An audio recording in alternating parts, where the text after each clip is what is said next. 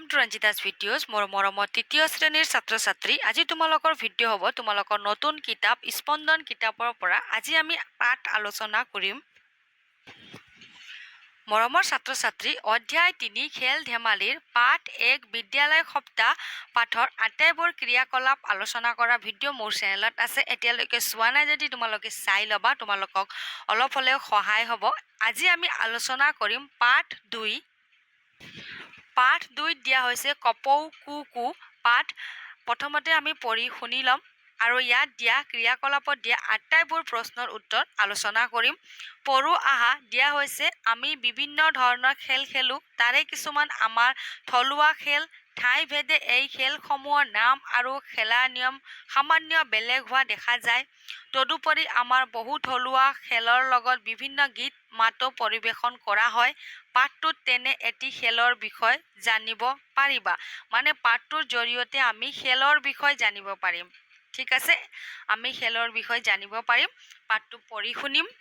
বহুদিন আগৰ কথা, মাঘ বিহুৰ উৰুকালৈ বেছি দিন নাছিল। গাঁৱৰ ল'ৰাহঁতে মেজি সাজিব, তাৰ বাবে তেওঁলোকে পথাৰৰ পৰা নৰা আনিবলৈ গ'ল।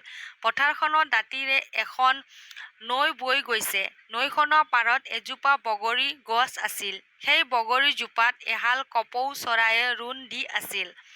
ল'ৰাহঁতক দেখি কপৌহাল ভুৰুংকৈ উৰি গ'ল। তাকে দেখি সিহঁতৰ এজনৰ কপৌ কু কু খেলিবলৈ মনত পৰিল আৰু লগৰীয়াহঁতক সি খেলখন খেলাৰ বাবে খাটনি ধৰিলে। আমি দেখোন অলপ সময় কপৌ কু কু খেলকে খেলিব পাৰোঁ। আনবোৰে তাৰ কথাত হয়ভৰ দি ক'লে, পথাৰখনলৈ গৈ কপৌ কু কু খেলোঁ ব'লা। তাৰ পাছত সিহঁতৰ এজন কপৌ হ'ল। আনবোৰে হাতে হাতে ধৰি ঘূৰণীয়া হৈ খেলখন আৰম্ভ কৰিলে। কপৌ মূৰটো দুপিয়াই কু কু। লগৰীয়া, খুদ চাউল খোৱাহি। কপৌ, বোকা আছে পানী আছে কেনেকৈ যাম। কপৌটোৱে উৰি অহা ভংগীমাৰে লগৰীয়াহঁতৰ ওচৰ পাবহি। লগৰীয়া, কলৈ যোৱা। কপৌ, ৰজাৰ পুখুৰীত গা ধুবলৈ।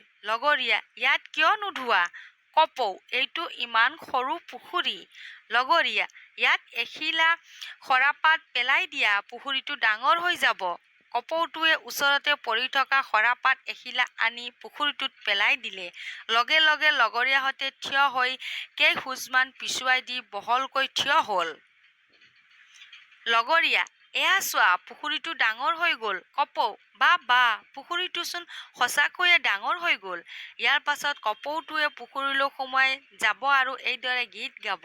লগৰীয়া, সুৰ লগাই ক'ব, পদুম ফুলৰ চকা। কপৌ হাত দুখন তললৈ কৰি আঁঠু চুই পানীৰ জোখ দেখুৱাই দিব আৰু গাব, ইমান ইমান পানী। লগৰীয়া, গংগাৰাণী। তোমালোকে এইটো খেল খেলিছিলানে আগত?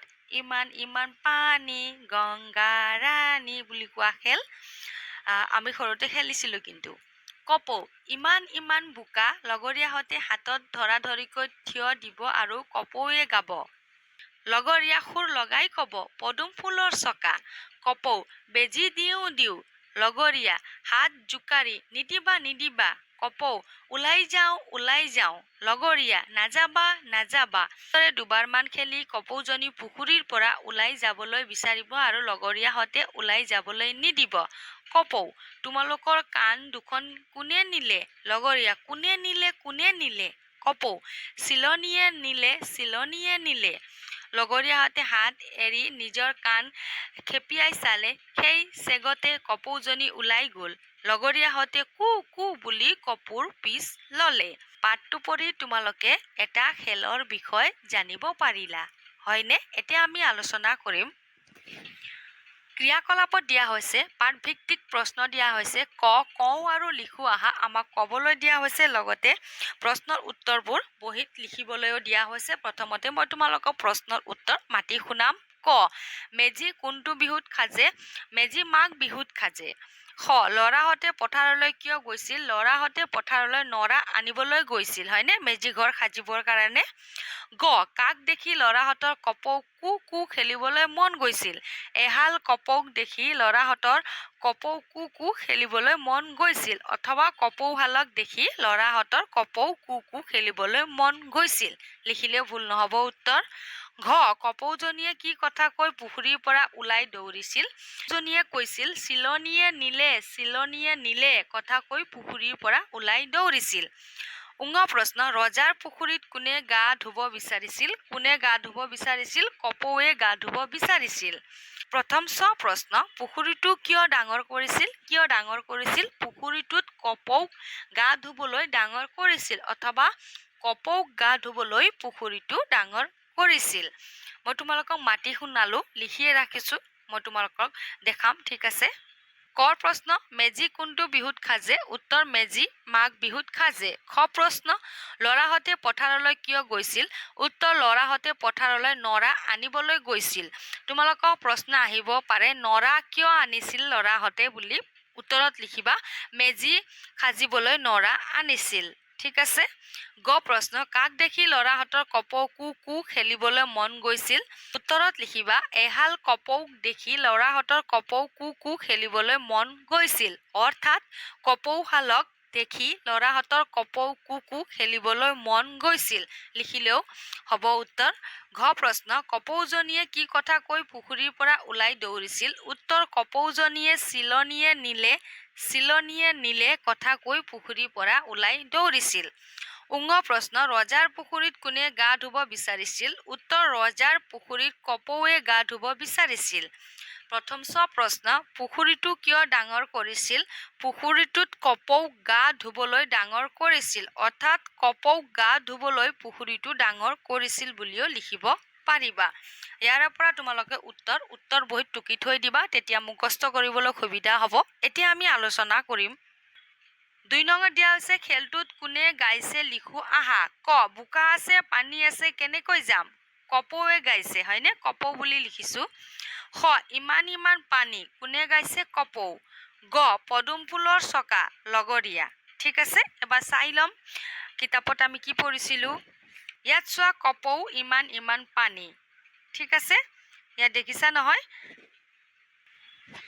ইয়াত চোৱা বোকা আছে পানী আছে কেনেকৈ যাম কপৌ ঠিক আছে আৰু ইয়াত মই লিখিয়ে থৈছো চোৱা ক বোকা আছে পানী আছে কেনেকৈ যাম কপৌ খ ইমান পানী কপৌ গ পদুম ফুলৰ চকা লগৰীয়া তোমালোকে সুৰ লগাই গাবা মই তোমালোকক পাঠ পঢ়িয়ে শুনাইছো 3 নং চোৱা কপৌ কু খেলটো এটা ক্ৰমত খেলা হয় সেই ক্ৰমৰ লগত সংগতি ৰাখি তলৰ পৰ্যায়বোৰ সঠিক ক্ৰমত নম্বৰৰ সৈতে আস্থানি মিলোৱা 1 নম্বৰত তোমালোকে লিখি লবা এজন খেলুৱৈ কপৌ হিচাপে বাছনি কৰা হয় ইয়াত মিলাবা ঠিক আছে 2 নঙত মিলাবা তোমালোকে লৰাহতে ইজনে সিজনৰ হাত ধৰি ঘূৰণীয়াকৈ থিয় হোৱা 3 নঙত তোমালোকে দিবা কপৌৱে লগৰীয়াহতে হাতে ধৰি সজা ঘেৰটোৰ মাজলৈ যোৱা 4 নঙত দিবা কপৌটোৱে পাত এখিলা পেলাই পুখুৰীটো ডাঙৰ কৰা 5 নম্বৰত দিবা ঘেৰটোৰ মাজৰ পৰা কপৌটো বাহিৰলৈ ওলাই দৌৰ মৰা ঠিক আছে ইয়াত মিলাই থোৱা হৈছে তোমালোকে চাই মিলাই লবা 4 নং প্ৰশ্নত দিয়া হৈছে তলৰ প্ৰশ্নবোৰৰ শুদ্ধ উত্তৰটো বাছি উলিয়াই সঠিক বৃত্ত চিনটো ৰঙেৰে পূৰ কৰা খেলখনৰ পুখুৰীটো ক মনে সজা খ হাতে হাত ধৰি সজা গ বোকা পানীৰ ঘ গছৰ পাতেৰে সজা উত্তৰত খ চোৱা হাতে হাত ধৰি সজা খত তোমালোকে ৰঙেৰে পূৰ কৰিবা মোৰ লগত ৰং নাই তোমালোকে নিজে ৰঙেৰে পূৰ কৰিবা ইয়াত চোৱা পুখুৰীটো কেনেকৈ ডাঙৰ কৰিছিল ক খান্দি খ হাতবোৰ খুলি দি গ গছৰ পাত পেলাই ঘ বেজি পেলাই গ গছৰ পাত পেলাই তোমালোকে গত ৰঙেৰে পূৰ কৰিবা ঠিক আছে এতিয়া আমি আলোচনা কৰিম ভাষা অধ্যয়নত দিয়া হৈছে চোৱা ক 5ৰ ক বাওঁফালৰ হোৱা অৰ্থৰ লগত সোঁফালৰ নোহোৱা অৰ্থ মিলাও আহা মানে বিপৰীত শব্দ লিখিবলৈ দিয়া হৈছে অথবা মিলাবলৈ দিয়া হৈছে ভাষা অধ্যয়নত তোমালোকক অসমীয়া ব্যাকৰণৰ প্ৰশ্ন দিয়া থাকে ধোৱা মানে নুধোৱা এটা দিয়াই হৈছে উদাহৰণ যাও মানে নাযাও দিব মানে নিদিব গাব মানে নাগাব চুব মানে নুচুব খেলিব মানে নেখেলিব মিলাই লবা ঠিক আছে প্ৰশ্ন দিয়া আছে তলৰ শব্দবোৰ ব্যৱহাৰ কৰি একোটাকৈ বাক্য সাজা ইয়াত বাক্য ৰচনা কৰিবলৈ দিয়া হৈছে বাক্য ৰচনা তোমালোকে কৰিবা কপৌ বগৰী জোপাত এহাল কপৌ চৰায়ে ৰুণ দি আছিল পুখুৰী এইটো ইমান সৰু পুখুৰী ভুৰুংকৈ ল'ৰাহঁতক দেখি কপৌহাল ভুৰুংকৈ উৰি গ'ল। চকা, পদুম ফুলৰ চকা। পথাৰখনলৈ গৈ খেলো ব'লা। কাণ, তোমালোকৰ কাণ দুখন কোনে নিলে? মৰমৰ ছাত্ৰ ছাত্ৰী, মই তোমালোকক পাঠৰ পৰাই দিছোঁ বাক্য ৰচনা। তোমালোকে চাই ল'বা আৰু তোমালোকক মই দেখাই দিছোঁ যে বাক্য ৰচনা এনেদৰে কৰিব লাগে বুলি তোমালোকে বিদ্যালয়তো আলোচনা কৰিবা। ঠিক আছে? গত দিয়া হৈছে আঠটানি মিলাও আহা। উদাহৰণ: কপৌৱে ৰোণ দিয়ে, পাৰ চৰাইয়ে ৰোণ দিয়ে, কুকুৰাই ডাক দিয়ে, কুৰুৱাই ৰাপ পাৰে। ঠিক আছে? তোমালোকে মিলাই ল'বা। ইয়াত জ্ঞান সম্প্ৰসাৰণত দিয়া হৈছে 6 নঙত আলোচনা কৰোঁ আৰু লিখোঁ আহা। বাকীবোৰে হয়ভৰ দি ক'লে, পথাৰখনলৈ গৈ কপৌ কু কু খেলো ব'লা। ক, সিহঁতে বগৰীজোপাৰ তলত নেখেলি পথাৰখনলৈ কিয় খেলিবলৈ গ'ল বুলি ভাবা? তোমালোকে কিয় ভাবা যে সিহঁতে বগৰীজোপাৰ তলত নেখেলি পথাৰখনলৈ খেলিবলৈ গ'ল যে? তুমি কি ভাবা? উত্তৰ লিখিবা। মই লিখি থৈছোঁ মোৰ ফালৰ পৰা। ঠিক আছে? ইয়াত চোৱা, কাৰণ লিখিবা। পথাৰত খেলিলে সিহঁতে খেলিবলৈ ঠাই বহুত আৰু মুকলি পাব বুলি ভাবোঁ। হয়নে? পথাৰত খেলিলে ঠাই বহুত পাব আৰু মুকলিও জেগা পাব। সেইকাৰণে ভাবোঁ আৰু মোৰ ফালৰ পৰা মই উত্তৰ দিছোঁ। তোমালোকে নিজৰ শিক্ষক আৰু শিক্ষয়িত্ৰীৰ লগত আলোচনা কৰিবা। প্ৰশ্নত দিয়া হৈছে বগৰী গছৰ দৰে কেইবিধমান কাঁইটীয়া গছৰ নাম লিখা। কাঁইটীয়া গছৰ নাম কি হ'ব? তোমালোকে জানা চাগে, তোমালোকে যদি দেখিছা ওচৰ চুবুৰীয়াত বা ক'ৰবাত ফুৰিবলৈ যাওঁতে। মই মোৰ ফালৰ পৰা দিম উত্তৰ। উত্তৰত লিখিবা কাঁইটীয়া গছৰ নাম হ'ল বেলগছ, গোলাপ ফুল। উত্তৰ মই মোৰ ফালৰ পৰা দিছোঁ। তোমালোকে আলোচনা কৰি লিখিবা। এতিয়া আমি আলোচনা কৰিম। জানো আহা, বিহুৰ সময়ত কণী যুঁজ খেলা তোমালোকে দেখিছানে? কণী যুঁজ অসমত এবিধ পৰম্পৰাগত খেল। এই খেলবিধ সাধাৰণতে মাঘৰ বিহুৰ সময়ত খেলে। আমাৰ ৰাজ্যৰ বিভিন্ন অঞ্চলত আৰু কিছুমান এনে খেল আছে।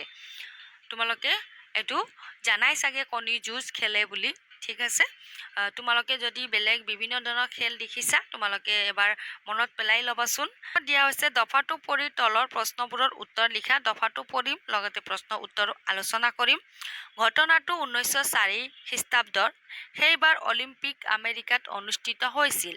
আমেৰিকাৰ দলত জৰ্জ আইজাৰ নামৰ এজন খেলুৱৈ আছিল। আইজাৰৰ জন্ম হৈছিল জাৰ্মানীত। সৰুতে এটি ৰেল দুৰ্ঘটনাত তেওঁ বাওঁ ভৰিখন হেৰুৱায়। তাৰ পাছত তেওঁ কাঠৰ ভৰি লগাই অলিম্পিকত অংশগ্ৰহণ কৰিছিল। আইজাৰে তাত 6টাকৈ পদক জয় কৰিছিল। জিমনাষ্ট আইজাৰে 3টা সোণ, 2টা ৰূপ আৰু 1টা ব্ৰঞ্জৰ পদক পাইছিল। অলিম্পিক জিমনাষ্টিক্সত এনেদৰে পদক জয় কৰা বিশ্বত এনেকুৱা আন কোনো খেলুৱৈ নাই। 1904 খ্ৰীষ্টাব্দৰ পাছত আইজাৰে আমেৰিকাৰ হৈ আন প্ৰতিযোগিতাত অংশগ্ৰহণ কৰিছিল। সাহস আৰু ইচ্ছা থাকিলে সকলো কামতে সফল হ'ব পাৰি। জৰ্জ আইজাৰ তাৰ এটা উদাহৰণ। ক প্ৰশ্ন: জৰ্জ আইজাৰৰ জন্ম ক'ত হৈছিল? আমি পঢ়োতে পাইছিলোঁ জৰ্জ আইজাৰৰ জন্ম জাৰ্মানীত হৈছিল। আইজাৰে ভৰিখন হেৰুওৱাৰ পাছতো কিদৰে খেলিছিল? তেওঁ কাঠৰ ভৰি লগাই খেলিছিল। কোনো কামত সফল হ'বলৈ হ'লে কি কি গুণ থাকিব লাগে? সাহস আৰু ইচ্ছা থাকিব লাগে। তোমাৰ সাহস থাকিব লাগে আৰু মনৰ পৰা ইচ্ছা থাকিব লাগে। তেতিয়াহে তুমি সফল হ'ব পাৰিবা। প্ৰশ্নৰ উত্তৰ মই লিখিছোঁ, এবাৰ চাই ল'ম। ক প্ৰশ্ন: জৰ্জ আইজাৰৰ জন্ম ক'ত হৈছিল? উত্তৰ: জৰ্জ আইজাৰৰ জন্ম জাৰ্মানীত হৈছিল। আইজাৰে ভৰিখন হেৰুওৱাৰ পাছতো কিদৰে খেলিছিল? আইজাৰে ভৰিখন হেৰুওৱাৰ পাছতো কাঠৰ ভৰি লগাই খেলিছিল। কোনো কামত সফল হ'বলৈ হ'লে কি কি গুণ থাকিব লাগে? সাহস আৰু ইচ্ছা থাকিলে কোনো কামত সফল হ'ব পাৰি, অথবা সাহস আৰু ইচ্ছা থাকিব লাগে। ঠিক আছে? এতিয়া আমি আলোচনা কৰিম। তলৰ ছবিসমূহ চাই কোনজন খেলুৱৈ কোনবিধ খেলৰ লগত জড়িত চিনাক্ত কৰি নাম লিখোঁ আহা। ইয়াত ছবি দিয়া হৈছে, আমি নাম চিনাক্ত কৰিম আৰু কি খেলৰ লগত জড়িত মই তোমালোক কৈ দিম, বুজাই দিম। ইয়াত চোৱা, ভোগেশ্বৰ বৰুৱা দৌৰ, শচীন তেণ্ডুলকাৰ ক্ৰিকেট, মেৰী কম বক্সাৰ, মুষ্টিযোদ্ধা। ঠিক আছে? লাভলীনা বৰগোহাঁই বক্সাৰ অথবা মুষ্টিযোদ্ধা। ইয়াত মই লিখিয়ে থৈছোঁ, তোমালোকে চাই লিখিব পাৰিবা। এতিয়া আমি আলোচনা কৰিম। ন নং প্ৰশ্নত দিয়া হৈছে দলত আলোচনা কৰি তলৰ খেলবোৰৰ ছবিৰ সৈতে নামবোৰ আস্তানি মিলাও আহা প্ৰয়োজন সাপেক্ষে ডাঙৰৰ সহায় ল'বা ইয়াত চোৱা এইটো খেল হ'ল খো খেল ঠিক আছে এইটো খেল হ'ল টাংগুটি খেল এইটো হ'ল টেকেলি ভঙা খেল ঠিক আছে কলহ ভঙা এইটো হ'ল হাউ খেল তোমালোকে মিলাই ল'বা মই তোমালোকক মাতিও শুনালোঁ লগতে মিলাইয়ে থৈছোঁ এতিয়া প্ৰকল্প চাওঁ অথবা প্ৰজেক্ট চাওঁ 10 নং কপৌ কুকু খেলৰ নিচিনা তোমালোকে আৰু কি কি খেল খেলা ৰজা ৰাণী হয়নে পাৰ পানী কি খেল খেলা তোমালোকে এখন তালিকা প্ৰস্তুত কৰিবা ইয়াত চোৱা 11 নং তোমাৰ পৰিচিত আন খেলুৱৈৰ ছবি সংগ্ৰহ কৰি আঠা লগাই খেলুৱৈজনৰ নাম আৰু তেওঁ কি খেলৰ জড়িত লিখি এখন এলবাম প্ৰস্তুত কৰা এনেকৈ দিয়া হৈছে নহয় ঠিক এনেদৰে তোমালোকেও প্ৰস্তুত কৰি ল'বা আশা ৰাখিছোঁ মৰমৰ ছাত্ৰ ছাত্ৰী তোমালোকে আজিৰ ভিডিঅ' বুজি পাইছা বুলি নতুনকৈ আহিছা যদি চেনেল ছাবস্ক্ৰাইব কৰি থৈ দিবা নতুন ভিডিঅ'ৰ নটিফিকেশ্যন পাবা আজিৰ কাৰণে ধন্যবাদ আকৌ লগ পাম আমি নতুন ভিডিঅ'ত